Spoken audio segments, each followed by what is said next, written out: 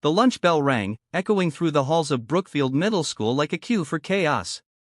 The cafeteria filled within seconds, clanging trays, squeaky shoes, voices blending into a single sea of sound. In the middle of the buzz, Ellie Reyes clutched her tray and walked quickly along the narrow space between tables, her eyes down, her shoulders slightly hunched, like someone used to being invisible and trying not to make waves. Ellie was 12, short for her age, with chestnut hair usually pulled back in a loose braid and large brown eyes that scanned every corner of the cafeteria for danger. She wore her usual gray hoodie over faded jeans and sneakers that had been stitched up twice. But what set her apart, what made her a target, wasn't how she looked. It was who her mother was.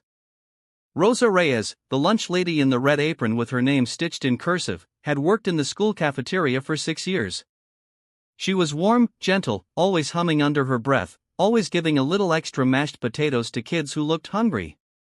Everyone knew her. Everyone smiled at her. But that didn't mean everyone respected her.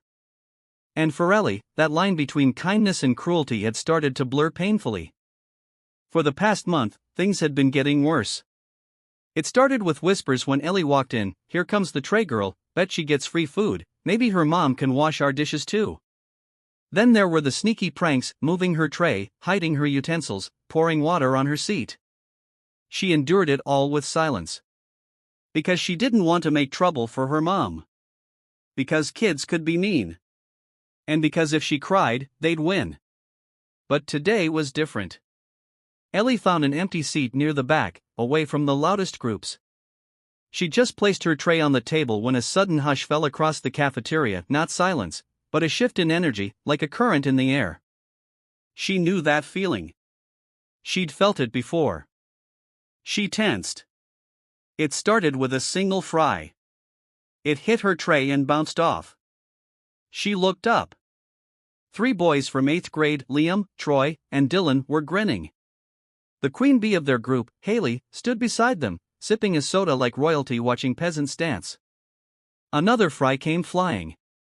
Then a half-eaten sandwich. Ellie stood up instinctively, trying to move away, but it was too late. Liam launched a slice of pizza, and it hit her square in the chest. The warm, greasy cheese stuck to her hoodie, sliding down like a badge of shame. Laughter erupted. Someone threw a chocolate milk carton. It splattered all over her jeans. Ellie froze. She could hear the whispers. The laughter. The way the sound of their cruelty spread like wildfire through the cafeteria. Her vision blurred, not from tears yet, but from the heat of embarrassment flooding her skin. She wanted to run. She wanted to disappear. But she stood still, like a statue in the middle of the storm. Then she saw her. Across the room, behind the counter, her mother had stopped mid-serve. Rosa Reyes stared at her daughter, her hands trembling slightly around a serving spoon. She saw the food on Ellie's clothes, the milk soaking her pants, the laughter from the group. For a split second, the world slowed. Rosa set down the spoon. And then she moved. Rosa didn't storm. She walked quickly, deliberately. Her red apron flew behind her like a cape in the wind. As she reached Ellie, she didn't say a word. She gently placed both hands on her daughter's trembling shoulders, turned her so they faced one another, and brushed a piece of pizza cheese off her chest. Then Rosa looked up, her eyes scanning the cafeteria, locking onto the group of bullies who now looked slightly less confident. Her expression was calm, but fierce. She walked over to the principal, Mr. Nolan, who had watched the scene unfold without intervening. What Rosa whispered to him wasn't heard. But what she did next made jaws drop. In front of everyone, she untied her apron, folded it neatly, and handed it to him. "If these children cannot learn respect," she said loud enough for the cafeteria to hear, "then they shouldn't be served." And with that, she took Ellie's hand and walked out. Some kids snickered. Others went quiet. The bullies still wore smug looks, but their laughter had thinned. And for the first time since it all began, Ellie didn't feel small. She felt held. Protected. Seen. But she also knew, things were about to get even more complicated. To be continued in Chapter 2. The silence in the car was heavier than any words either of them could have spoken.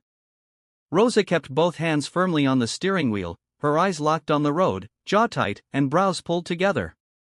Ellie sat beside her, still wearing the food-stained hoodie and jeans, staring at her lap. The chocolate milk had dried, stiff and sticky. The scent of cafeteria cheese lingered, sour and stale. But neither mentioned it. The shame of what happened, and the fury in Rosa's heart, drowned out everything else. They pulled into their small driveway, a single-story home with chipping paint and a garden Rosa took care of with the love most gave to family. As soon as the front door shut behind them, Rosa turned to Ellie, gently took her daughter's hand, and knelt before her. Her eyes, though tired and weary, burned with determination. "Mija," she whispered, voice thick, "you did nothing wrong. Do you understand me?" Ellie nodded slowly, eyes still glassy, but she couldn't speak. Her throat felt tight.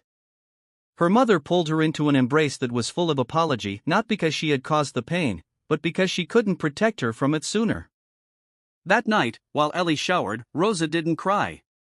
She went to her tiny desk in the corner of the kitchen and began writing emails to the school, the district, and even local parents she knew from her church group.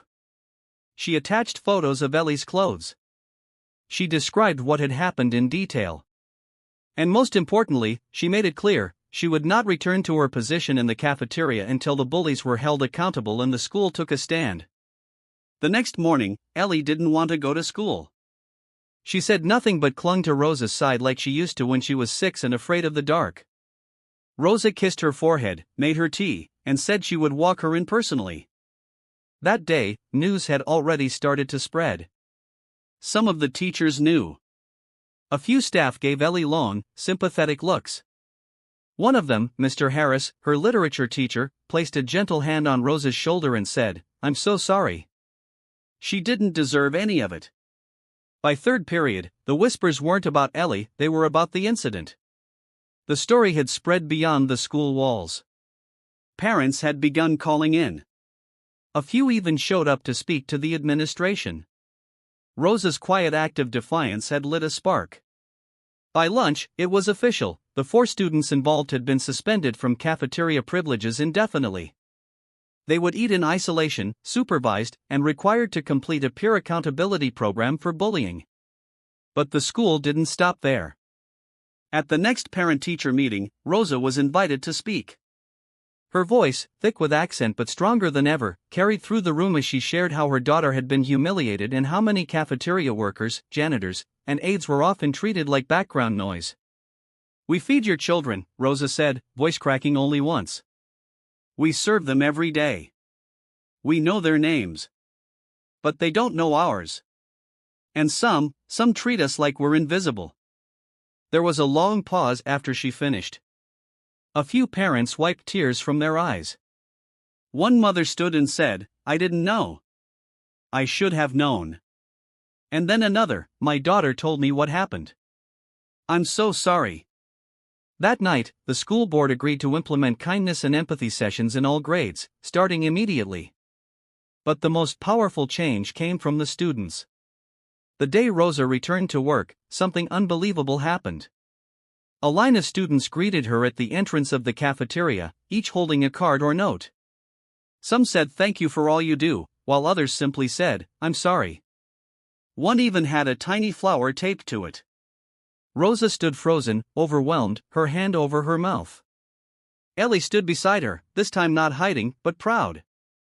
Then, something even more unexpected, a new program was announced: lunchroom leaders. Students would take weekly turns volunteering in the cafeteria to serve meals alongside the staff. It wasn't about punishment, it was about perspective. To understand what it meant to serve others. And Ellie was asked to be the first student leader. She didn't hesitate. For the first time in months, Ellie stood in front of the entire cafeteria during morning announcements and said, "We can all be kind.